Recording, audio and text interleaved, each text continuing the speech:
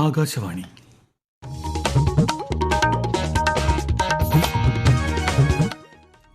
നമസ്കാരം. പ്രാദേശിക വാർത്തകൾ വായിക്കുന്നത് വിജേഷ്.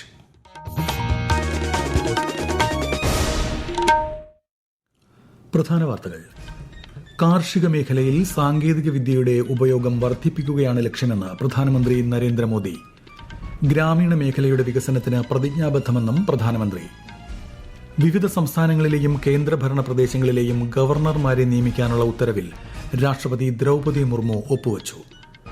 കേരളത്തിലെ നിയമസഭാ തെരഞ്ഞെടുപ്പ് പ്രക്രിയ രാജ്യത്തിന് മാതൃകയാകുമെന്ന് മുഖ്യ തെരഞ്ഞെടുപ്പ് കമ്മീഷണർ ഗ്യാനേഷ് കുമാർ. വയനാട് തുരങ്കപാത നിർമ്മാണത്തിന് തുടക്കമായി. ആദ്യ ബ്ലാസ്റ്റ് മുഖ്യമന്ത്രി പിണറായി വിജയൻ സ്വിച്ച് ഓൺ ചെയ്തു. പശ്ചിമേഷ്യയിൽ സംഘർഷം 7ാം ദിവസത്തിലേക്ക് കടന്നു. പ്രവാസികളുടെ ബുദ്ധിമുട്ട് പരിഹരിക്കണമെന്നാവശ്യപ്പെട്ട് പ്രധാനമന്ത്രിക്ക് കത്തയച്ച് മുഖ്യമന്ത്രി. ICC T20 ക്രിക്കറ്റ് ലോകകപ്പിൽ ചരിത്രമെഴുതാൻ ടീം ഇന്ത്യ. ഫൈനൽ മറ്റന്നാൾ ന്യൂസിലൻഡിനെതിരെ. വാർത്തകൾ വിശദമായി.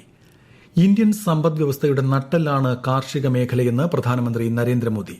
കൃഷിക്കും ഗ്രാമീണ പരിവർത്തനത്തിനും ശക്തമായ മുന്നേറ്റം സാധ്യമാക്കുന്നതാണ് ഇത്തവണത്തെ ബജറ്റെന്ന് ഈ വിഷയത്തിൽ സംഘടിപ്പിച്ച ബജറ്റാനന്തര വെബിനാറിനെ ഓൺലൈനായി അഭിസംബോധന ചെയ്യവേ അദ്ദേഹം പറഞ്ഞു. കാർഷിക മേഖലയിൽ സാങ്കേതിക വിദ്യയുടെ ഉപയോഗം വർദ്ധിപ്പിക്കുകയാണ് ലക്ഷ്യമെന്നും ഗ്രാമീണ മേഖലയുടെ വികസനത്തിന് സർക്കാർ പ്രതിജ്ഞാബദ്ധമാണെന്നും പ്രധാനമന്ത്രി വ്യക്തമാക്കി.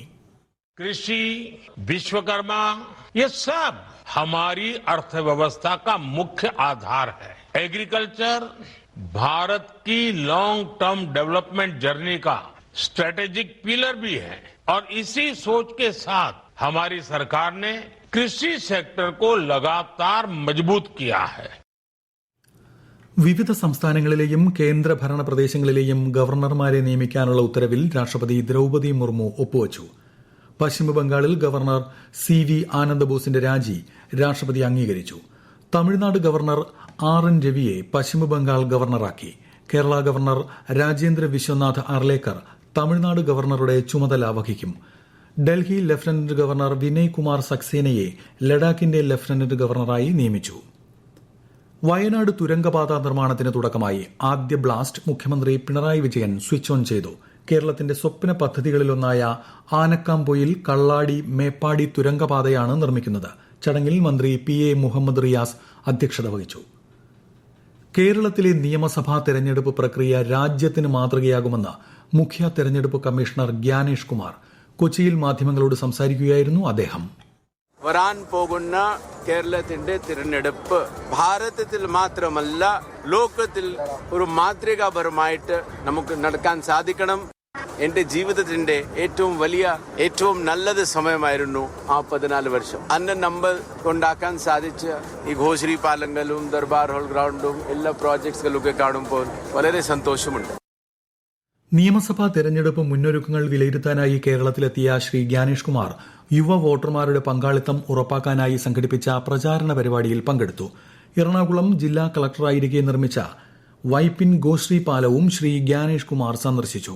വിവിധ രാഷ്ട്രീയ പാർട്ടി പ്രതിനിധികളുമായി ഇന്ന് കൂടിക്കാഴ്ച നടത്തുന്ന അദ്ദേഹം ചെറായി ഉൾപ്പെടെയുള്ള പ്രദേശങ്ങൾ സന്ദർശിക്കും.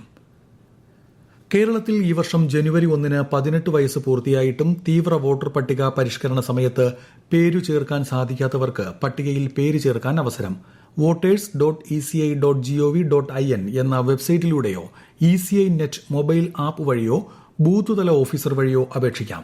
നാമനിർദ്ദേശ പത്രിക സമർപ്പിക്കാനുള്ള അവസാന തീയതി വരെയാണ് പേര് ചേർക്കാൻ അവസരം. ആറ്റുകാൽ പൊങ്കാലയ്ക്ക് ശേഷമുള്ള ശുചീകരണ പ്രവർത്തനങ്ങളിലെ വീഴ്ച അനുവദിക്കില്ലെന്ന് മന്ത്രി V ശിവൻകുട്ടി.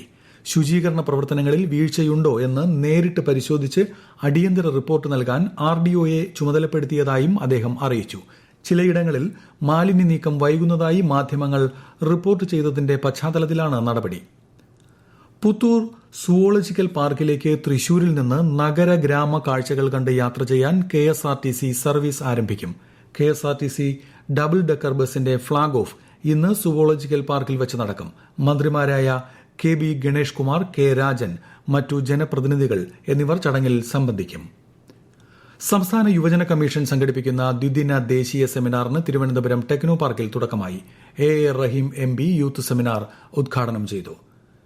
ശ്രീനാരായണ ഗുരു മഹാത്മാഗാന്ധി സമാഗമ ശതാബ്ദി സമ്മേളനം ലോക്സഭാ പ്രതിപക്ഷ നേതാവ് രാഹുൽ ഗാന്ധി കൊല്ലം ആശ്രാമം മൈതാനത്ത് അല്പസമയത്തിനകം ഉദ്ഘാടനം ചെയ്യും. ശ്രീനാരായണ ഗുരു സമാധി ശതാബ്ദിയുടെ 3ാമത് മഹാസമ്മേളനമാണ് നടക്കുന്നത്. തെലങ്കാന മുഖ്യമന്ത്രി രേവന്ത് റെഡ്ഡി, വിവിധ സംസ്ഥാനങ്ങളിലെ മന്ത്രിമാർ, സന്യാസിമാർ തുടങ്ങിയവർ പങ്കെടുക്കുന്നു. മീനമാസ പൂജയ്ക്കും ശബരിമല ഉത്സവത്തിനുമായി നട തുറക്കുമ്പോൾ തീർത്ഥാടകർക്ക് താമസിക്കാനുള്ള റൂം ബുക്കിംഗിനുള്ള ഓൺലൈൻ സംവിധാനം ഇന്നു മുതൽ ആരംഭിക്കും. onlinetdb.com എന്ന വെബ്സൈറ്റ് വഴിയാണ് റൂം ബുക്ക് ചെയ്യേണ്ടത്. മീനമാസ പൂജയോടനുബന്ധിച്ച് ഈ മാസം 14 മുതൽ 19 വരെയും ഉത്സവത്തിനായി മാർച്ച് 22 മുതൽ ഏപ്രിൽ 1 വരെയുമാണ് ദർശനത്തിന് അവസരം. ഈ വാർത്തകൾ ആകാശവാണിയിൽ നിന്ന്. ആകാശവാണി വാർത്തകളും വാർത്താ അധിഷ്ഠിത പരിപാടികളും all India radio news Thiruvananthapuram YouTube ചാനലിലും all India radio news Thiruvananthapuram Facebook പേജിലും AIR ന്യൂസ് _തിരുവനന്തപുരം ഇൻസ്റ്റഗ്രാം അക്കൌണ്ടിലും AIR ന്യൂസ് _TVM എക്സ് ഹാൻഡിലും ലഭ്യമാണ്. പശ്ചിമേഷ്യയിൽ സംഘർഷം 7ാം ദിവസത്തിലേക്ക് കടന്നു. ഇറാനെതിരെ അമേരിക്കയും ഇസ്രയേലും സംയുക്ത വ്യോമാക്രമണം തുടരുമ്പോൾ ഇറാൻ മിസൈലുകളും ഡ്രോണുകളും ഉപയോഗിച്ച് തിരിച്ചടി ശക്തമാക്കി. മനാമയിൽ 2 പാർപ്പിട സമുച്ചയങ്ങളിലും ഒരു ഹോട്ടലിലും ഇറാൻ ആക്രമണം നടത്തിയതായും എന്നാൽ ആളപായമില്ലെന്നും ബഹ്റൈൻ ആഭ്യന്തര മന്ത്രാലയം വ്യക്തമാക്കി. ഇറാന്റെ മിസൈലുകളെ പ്രതിരോധിക്കുന്നതായി UAE അറിയിച്ചു.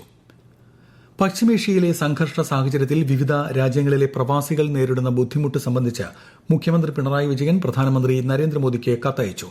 രോഗികളും വയോജനങ്ങളും ഉൾപ്പെടെ അടിയന്തരമായി നാട്ടിലെത്തേണ്ടവർക്ക് പ്രത്യേക സജ്ജീകരണം ഏർപ്പെടുത്തണമെന്നും ഈ സമയത്തെ അമിത വിമാനയാത്രാക്കൂലി നിയന്ത്രിക്കണമെന്നും മുഖ്യമന്ത്രി കത്തിൽ ആവശ്യപ്പെട്ടു. ആലപ്പുഴ ചങ്ങനാശ്ശേരി AC റോഡും പെരുമ്പളം പാലവും മുഖ്യമന്ത്രി പിണറായി വിജയൻ നാളെ നാടിന് സമർപ്പിക്കും. ആലപ്പുഴ ചങ്ങനാശ്ശേരി റോഡ് 752 കോടി രൂപ ചെലവിലും പടഹാരം പാലം 65.5 കോടി രൂപ ചെലവിലും ആണ് നിർമ്മിക്കുന്നത്. തുടർന്ന് കായലിനു കുറുകെ നിർമ്മിച്ച സംസ്ഥാനത്തെ ഏറ്റവും നീളമേറിയ പെരുമ്പളം പാലം മുഖ്യമന്ത്രി ഉദ്ഘാടനം ചെയ്യും. പാലം വരുന്നതോടെ പെരുമ്പളം ദ്വീപിലെ ഗതാഗത മേഖലയിൽ വലിയ മാറ്റങ്ങൾ വരുമെന്നാണ് പ്രതീക്ഷ. കൂടുതൽ വിവരങ്ങളുമായി ആകാശവാണി ആലപ്പുഴ ജില്ലാ പ്രതിനിധി R. Ravikumar.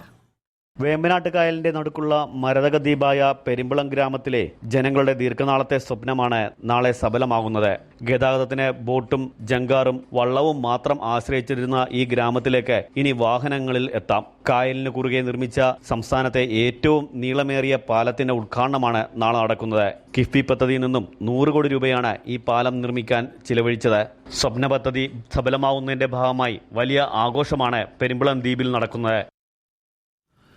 ICC T20 cricket ലോകകപ്പിൽ തുടർച്ചയായി കിരീടം നേടി ചരിത്രമെഴുതാൻ തയ്യാറെടുത്ത് ടീം ഇന്ത്യ. ഞായറാഴ്ച അഹമ്മദാബാദിലെ നരേന്ദ്രമോദി സ്റ്റേഡിയത്തിൽ നടക്കുന്ന കലാശ പോരാട്ടത്തിൽ ന്യൂസിലൻഡാണ് ഇന്ത്യയുടെ എതിരാളി.